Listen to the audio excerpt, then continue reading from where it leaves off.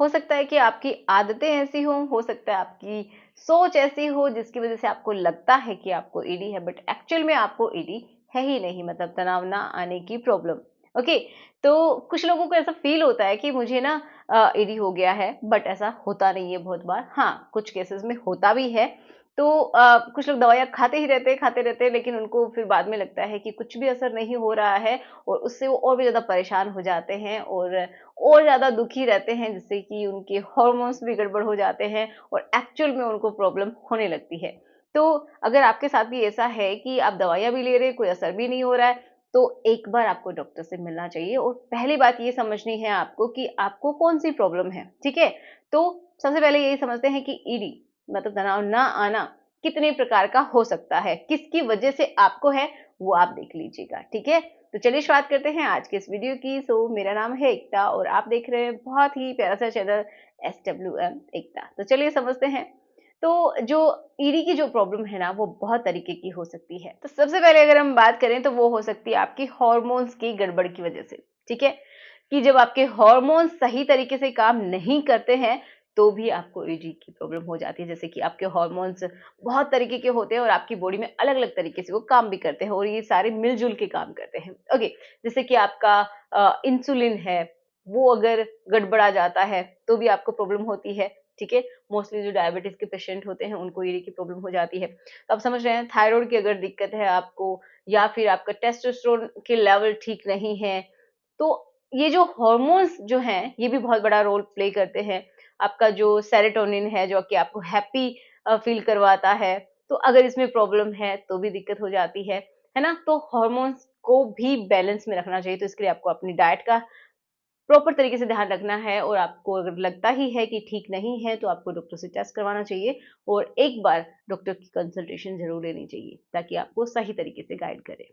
Next, क्या हो सकता है कि आपको कोई भी इंजरी हुई हो। अब इंजरी भी 3 तरीके की हो सकती है। कैसी?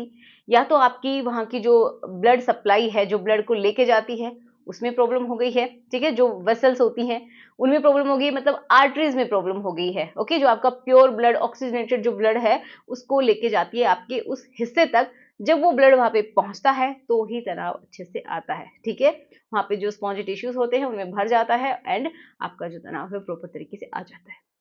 तो अगर उसमें जो रास्ता है जो ब्लड को लेके जाने के लिए, उसमें कोई ये समझिए कोई ब्लॉकेज है, ओके? या फिर कोई वहाँ पे स्वेलिंग है जिसकी वजह से प्रॉपर तरीके से ब्लड नहीं जा रहा है, या फिर वहाँ पे कोई टूट-फूट है, डैमेज है जिसकी वजह से ब्लड प्रॉपर तरीके से नहीं जा रहा है, तो भी आपको ईडी हो सकती है।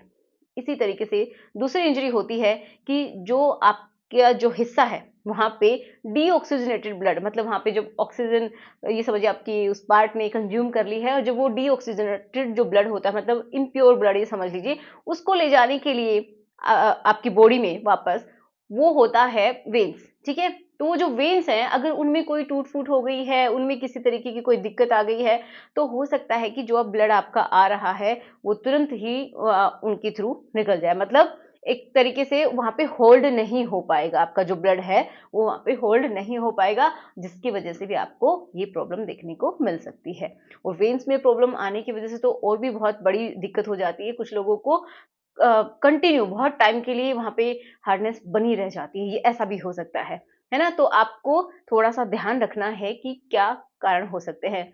नेक्स्ट है, जो आपके सेंसेशन लेके आने का काम करती है आपकी ब्रेन से और उस हिस्से तक, उसको हम बोलते हैं न्यूरॉन्स, ठीक है? तो जो नर्व्स होती हैं, नर्व्स किससे मिलके बनी हैं? न्यूरॉन से, मतलब छोटी-छोटी इकाइयों से, जो कि मैसेज को ट्रांसफर करती हैं उस हिस्से तक कि आपको कैसा फील हो रहा है ना? सेंसेशन को लेके आने के लिए।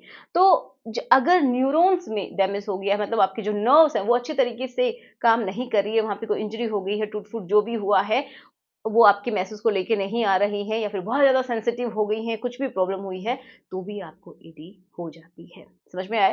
तो अगर ये सारी प्रॉब्लम्स है ना, तो आप खुद से नहीं समझ पाएँगे, वो आपको डॉक्टर की हेल्प से ही पता चलेगा, और आप दवाइयाँ खाते रहें, कोई असर नहीं होगा।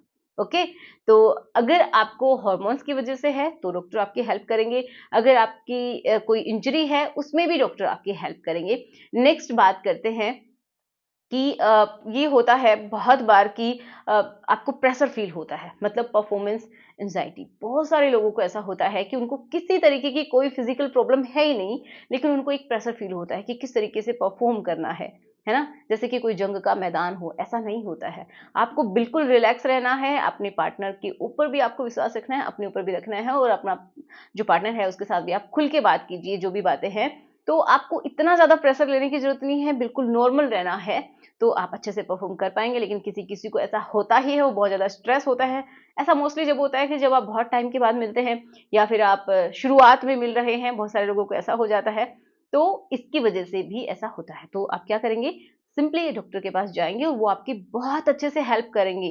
कुछ ऐसी मेडिकेशंस होती हैं जिनकी वजह से आपकी जो प्रॉब्लम है ये सॉल्व हो जाएगी। तो अगर आप पर्टिकुलरली इसी के लिए जाएँगे तो आपको डॉक्टर हेल्प कर पाएँगे, उनको अपनी प्रॉब्लम्स बताना है। नेक्स्ट जो नेक्स्ट है वो क्या है, मास्टरबेशन। बहुत ही ये सच्चाई है, मतलब सच्ची बात है, जो कि बहुत सारे लोग बिलीव नहीं करेंगे, क्योंकि हर जगह यही बोला जाता है, मैंने भी बोला है कि मास्टरबेशन करना कोई गलत बात नहीं है, लेकिन अति करना वो गलत बात है, गलत तरीके से करना वो भी गलत बात है। क्योंकि एक बार जो लत हो जाती है ना, तो फिर क्या होता है कि बार बार आप जो पोर्न है वो देखते हैं एंड देन आप मास्टरबेट करते हैं, जिससे कि आपके हार्मोन भी गड़बड़ होते हैं, बार-बार आप उसी ज़ोन में रहते हैं। और फिर एक सबसे बड़ी प्रॉब्लम क्या होती है कि उनको वहाँ पे जो सेंसेशन फ़ील होना चाहिए, जो नेचुरल जब आप अपने पार्टनर के साथ करते हैं, उसमें उतना अच्छा लगना चाहिए, वो नहीं लगता है आपको, फिर उसकी लत हो जाती है, अपने हाथ की एडिक्शन हो जाती है। ओके, इसकी वजह से बहुत बार कुछ लोग यहाँ पे इंजरी भी कर लेते हैं, है ना?